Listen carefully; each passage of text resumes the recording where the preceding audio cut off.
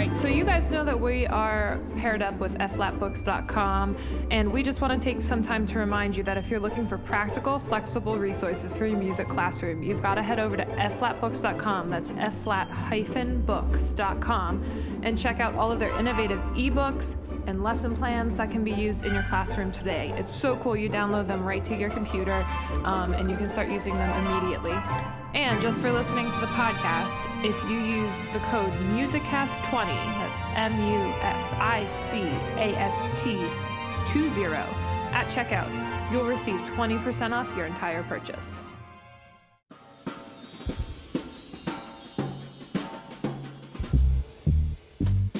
Welcome, folks. Thank you for joining us for another episode of the Musicast podcast. Today we are joined with Akash and Ian of Gold Revere. How are you guys doing?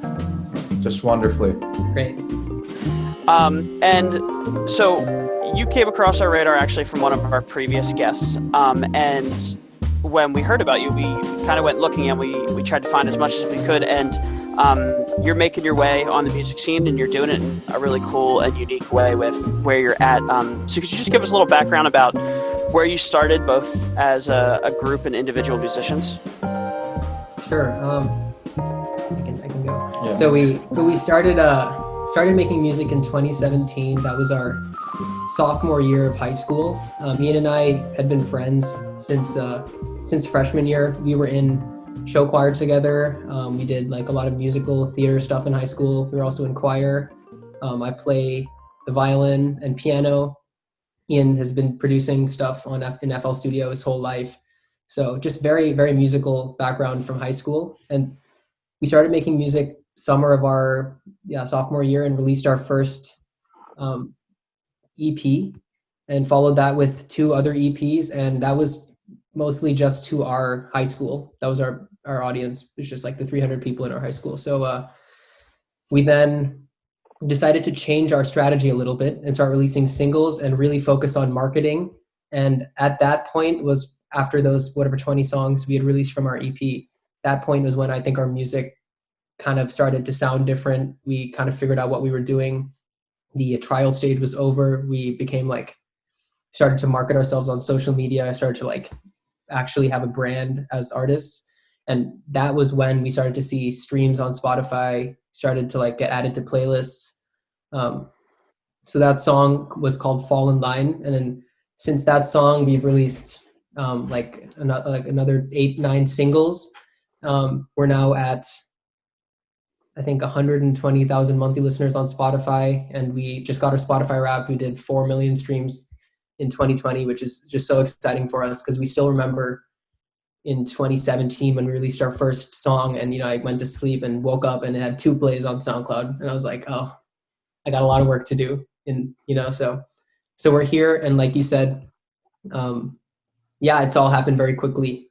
So we're just getting ready for our next release, and I'm just excited for what's going to happen next. What's that? I think for us, especially because we kind of came from out of the pandemic kind of thing, we were looking for something to do for our students, and then this kind of came from it.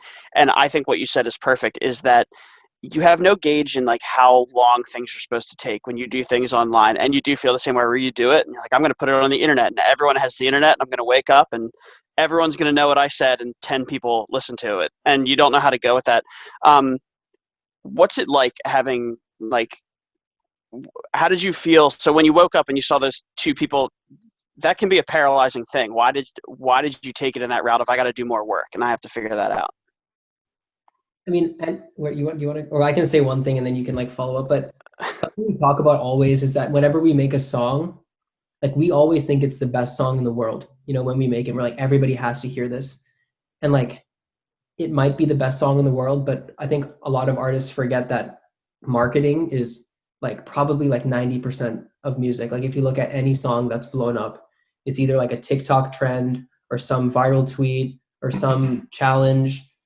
Old Town Road would not have blown up if it wasn't so catchy. It's a great song, but TikTok played a huge hand in that, and creating some of these viral moments. So you can have the best music in the world, but there's a lot more that goes into making music than just the music. There's a whole there's a whole thing around it with marketing and branding and like fan interactions and just everything. Just everything.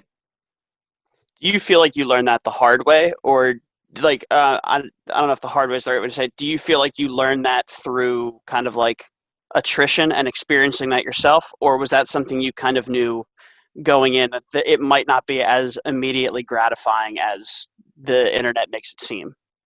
Well, I guess we're avid. I mean, we're just teenagers when we started, so we were avid social media users, and I guess we kind of intuitively picked up on the fact that like the songs that are doing well are the songs we're hearing all the time, which sounds obvious, but like, you know, like that, it makes sense. So you have to like get your song out there. So like we started doing that in the form of like meme pages on Instagram and stuff like that, just sneakily putting in our song and like a funny video and saying, here's a funny video.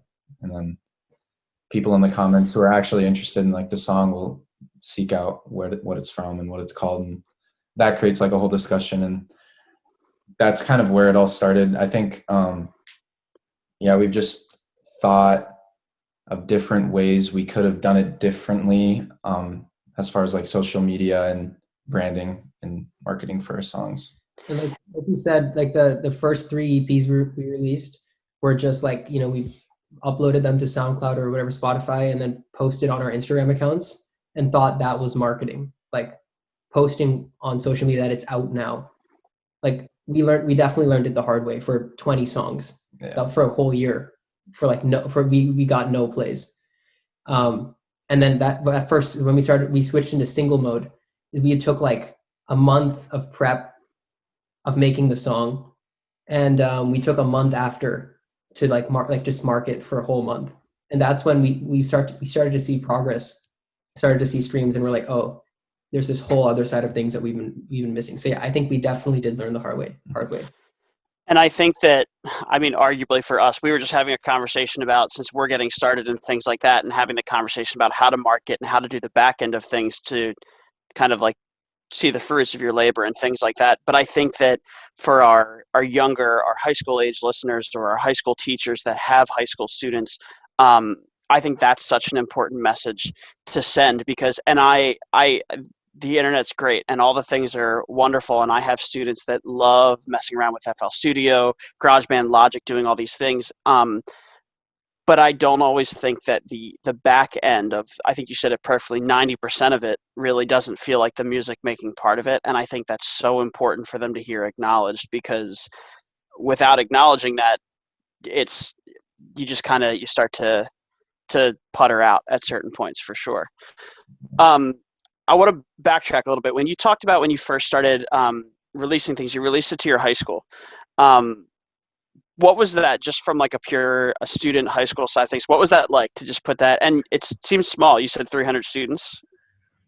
Yeah, well, 300's in our class. Okay. Probably a little more. Yeah, but it's not like it's not like big when you compare it to like big for Iowa. Like it's big for like Iowa. I mean, I have peers or like friends that have gone to schools where their class is like 12 people or something. Like their whole school is 60 kids, you know. So it's like big for Iowa, but probably not big from, I don't know, like a East Coast perspective. But yeah, gotcha.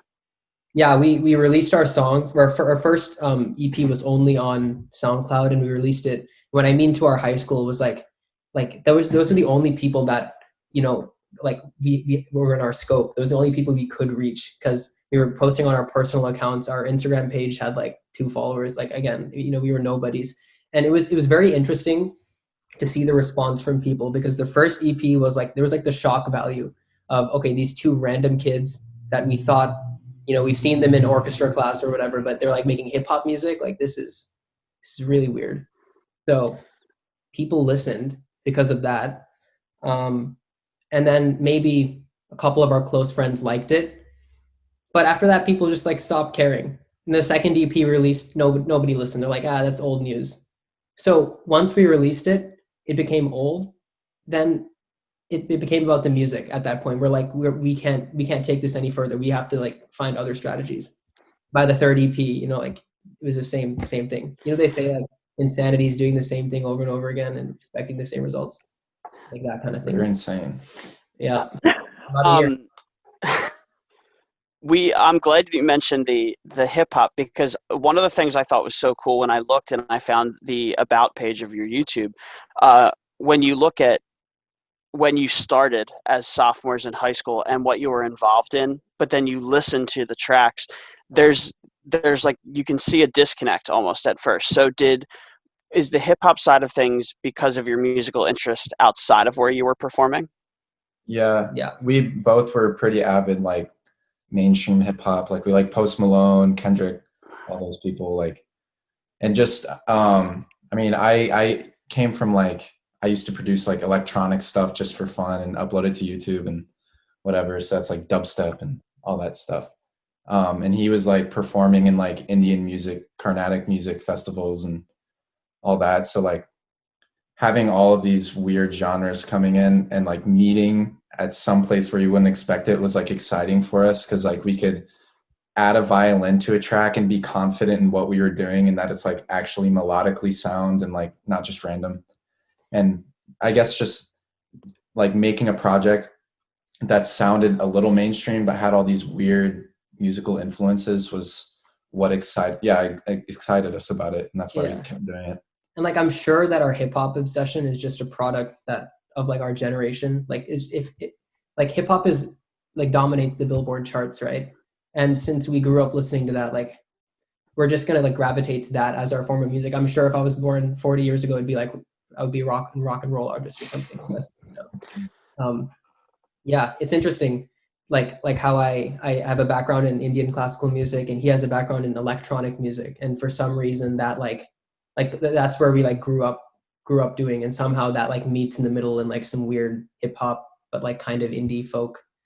I don't know. I don't really know how to describe our style. It's like technically hip hop but not really. So But I think that's so cool about it, is that it feels so undefinable. And I think when you can identify little threads of different styles and different kind of motifs flying through, it's really cool and it's really interesting. Um, Ian, you mentioned that you've been producing stuff and you put things on YouTube over and over again while you were growing up.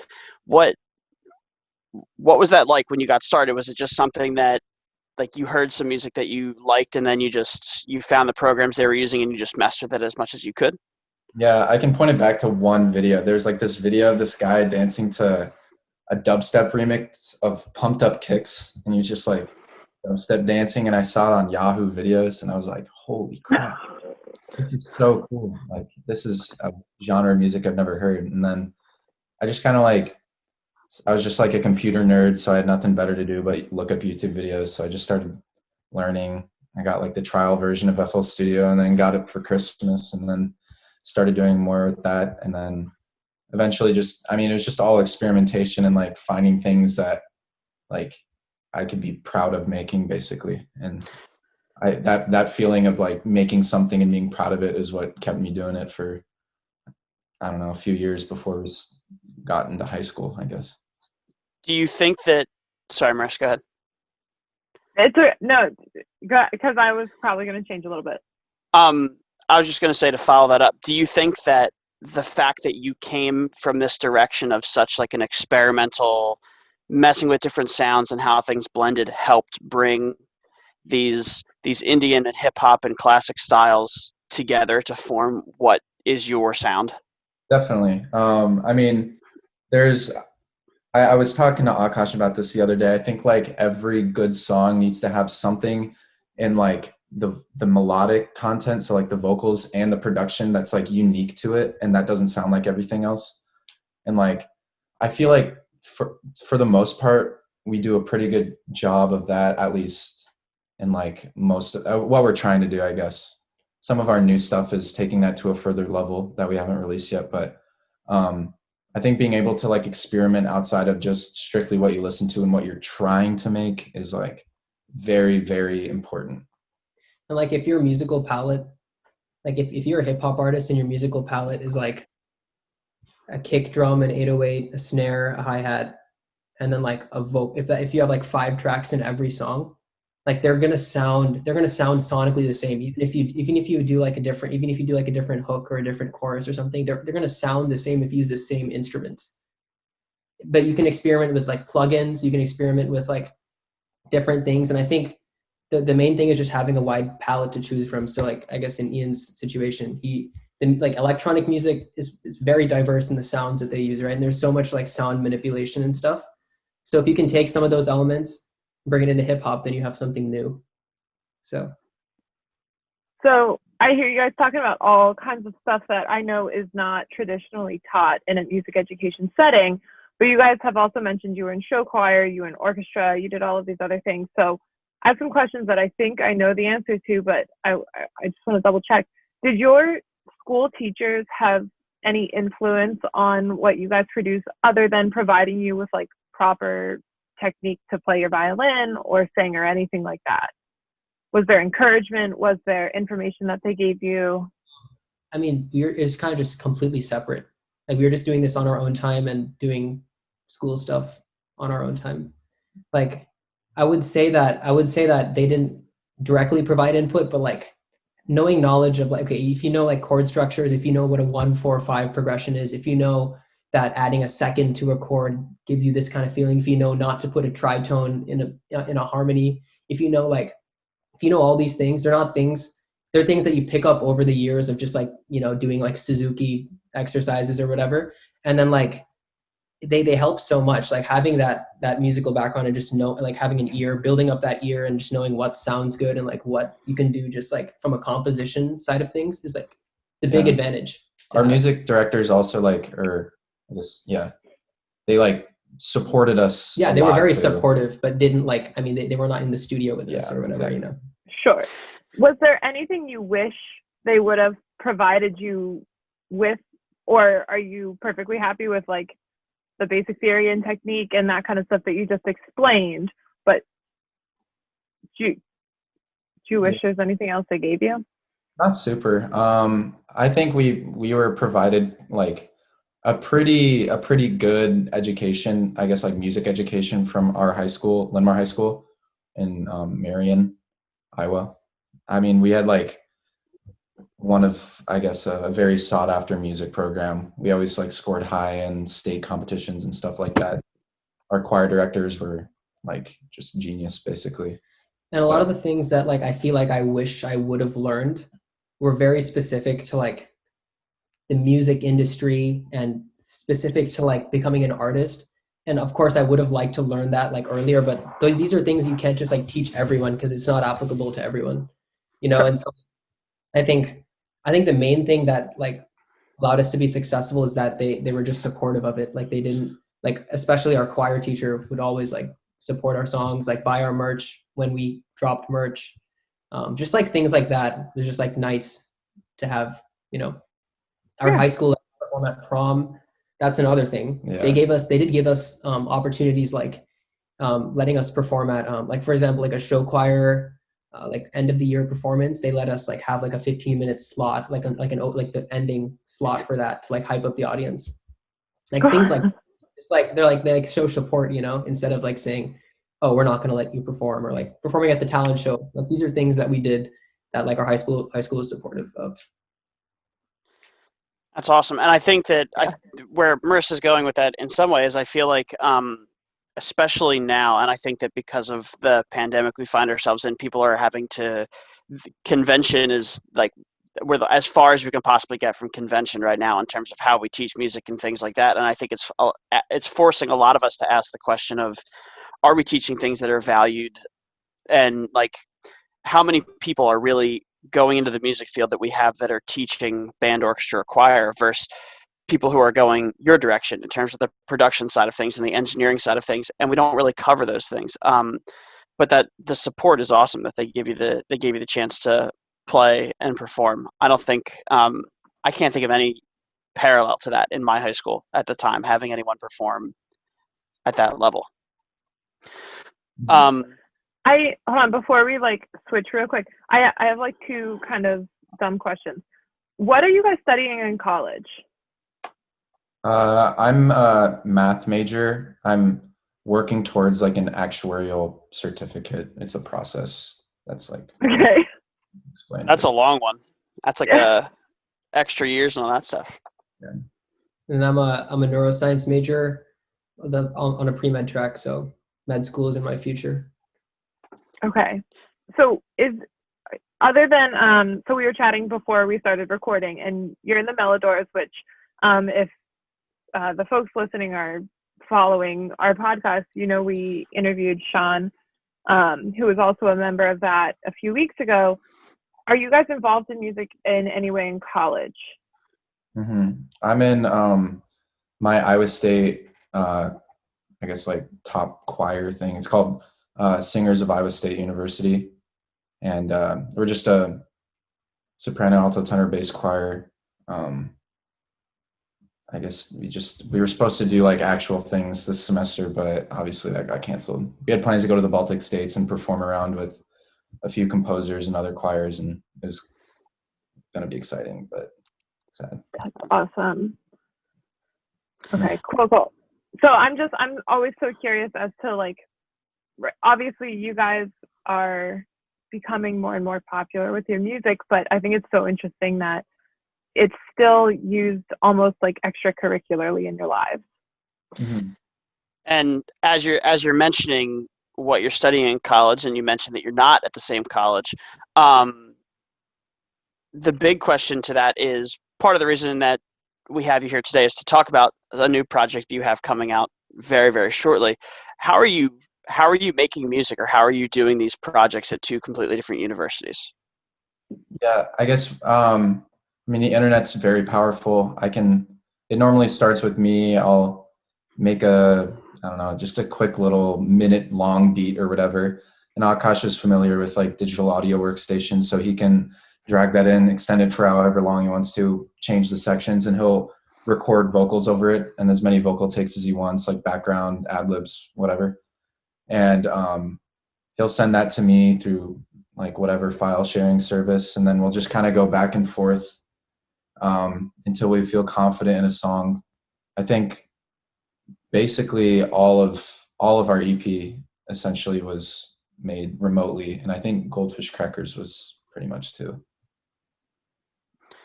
When you're doing those things and you're passing things back and forth, is it does it feel a little more individualized, or is it pretty simultaneous? When you say you're passing something to Akash and he's passing it back, is it you send it that way and then 3 days later you get something, or is it a minute by minute you're conversing and trying different things as you go? It's more like a day-to-day thing, because we each have like piles of pages of homework that we have to get done or whatever, and so like we have our obligations outside of music, so we take the time we can. And honestly, like I was going to mention this earlier, being like busy college students with like our majors, I think at least for me makes me enjoy the process of like music more, because like my work I put into other things, I just want to like double that into music. And so I think that actually gives us a better product down the road. I'm like able to just sit at my computer and like, instead of watching a TV show to relax, I'll just like make music to relax. And we've like streamlined our process quite a bit. I mean, we'll probably get like essentially an entire song done in like less than a week. Yeah. A full schedule. It's like interesting. Awesome. Sometimes Ian will send me a beat and then it'll just sit in like our private SoundCloud account for 4 months. And then maybe 4 months later, I'll be like, oh yeah, I remember I wrote that song. I really like that now. Then I'll record it. And then that demo, 1.5 minute demo might sit for another 6 months.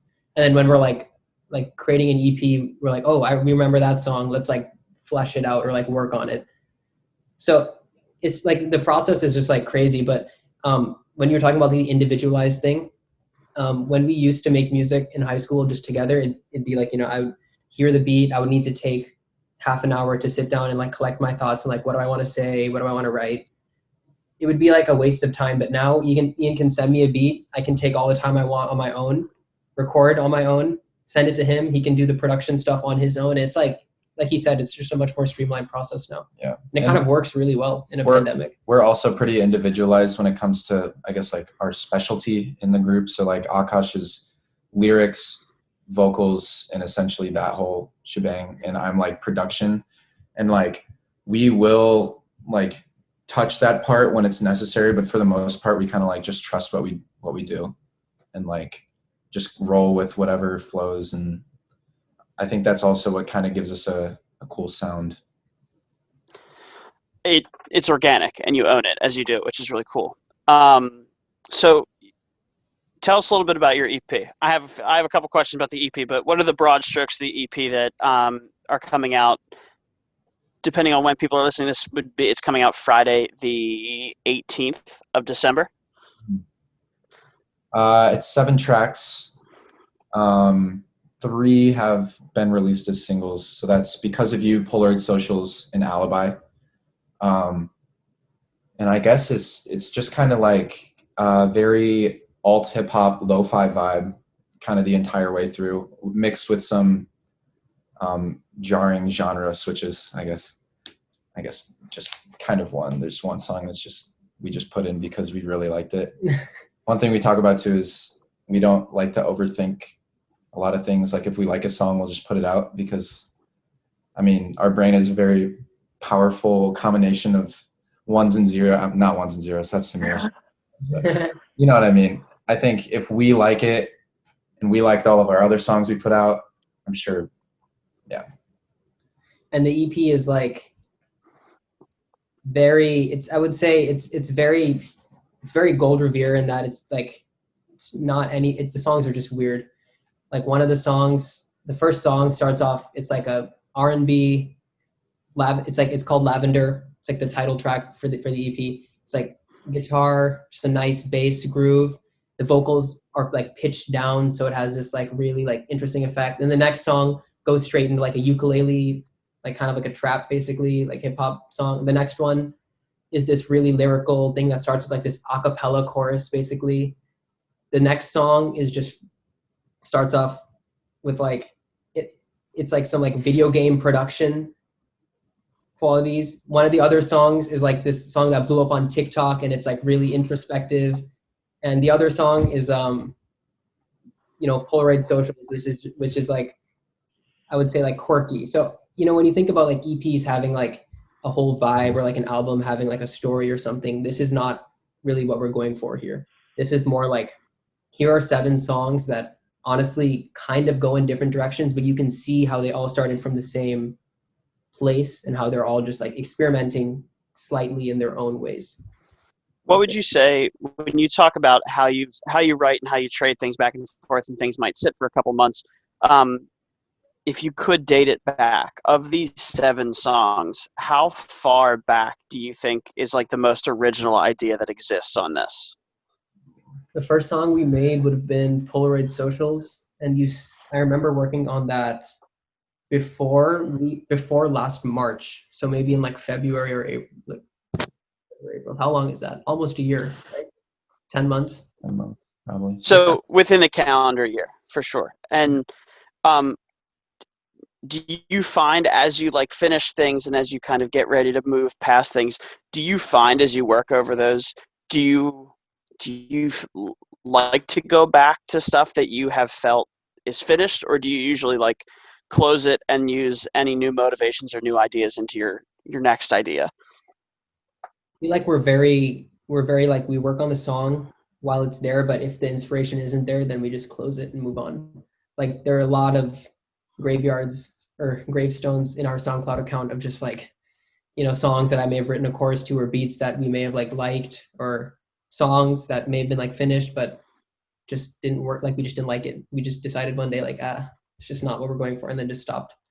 But I will say we normally have a pretty quick turnaround on our songs. The only thing that would cause this EP to kind of get dragged out over like 6 or 7 months is that we signed to a label last March. So getting that whole like, whatever, like the back end process and like, getting the team figured out, and like the whole, just the system took up some time. But we're like, it's not a normal process that songs, go out over this length. Normally we can put out a song every month if we want to. And that was our thing before this EP came out. So this EP is much different in the fact that we've spent much more time on all these songs individually, and they're more thought out.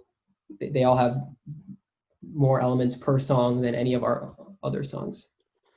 I like, as you just described, like the play-by-play through it, you can see the little facets of like what you've done in the past and think kind of shining through with like the acapella stuff, the ukulele, and different things like that. And off the topic of just the sound, the art and the cover and all that, it's such a cool vibe in terms of just the visual aspect of it is really cool. Shout out Tommy Gristle. Yeah, we're actually in his house right now. So we came up. The guy who did all of our art, yeah, his name is Tommy Gristle. He's like our good friend from high school. I met him in Spanish class. Like, it's just anyway, so he's been doing our art. He's like our unofficial manager kind of. And yeah, he's just a genius at the visual stuff. So we deferred our EP cover to him, and he did a great job. Marion in Iowa is going to have this like strange uptick of traffic on Google or something. And they're going to be sitting there going, I don't know what's going on, but like we did something in the last couple of weeks. So if people want to check it out or people want to find where to listen to you, where can they find information about you, your songs, all that kind of stuff? Brag about yourselves.